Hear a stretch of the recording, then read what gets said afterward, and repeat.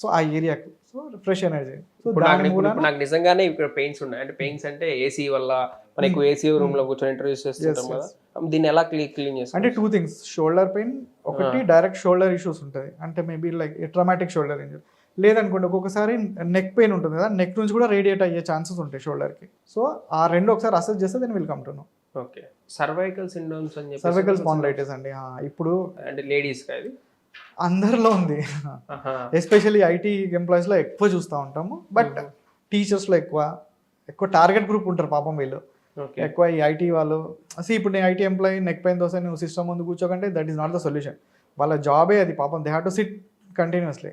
అవునా? అది మేము ఏంటంటే లైఫ్ స్టైల్ అంటే ఎట్లా హౌ దే వర్క్ అనేది అది we'll teach them. Okay. First pain తగ్గించడం first priority. They come with pain వస్తారు, అప్పుడే కదా మా దగ్గరకు వచ్చేది. పెయిన్ తగ్గించిన తర్వాత మళ్ళీ పెయిన్ రికవర్ అవ్వకుండా ఉండడానికి ఫర్దర్గా లాంగ్ టర్మ్లో వాళ్ళ ఉద్యోగం వాళ్ళు చేసుకుంటూ ఎలా పెయిన్ లేకుండా లీడ్ చేయడం అనేది మా స్పెషాలిటీ.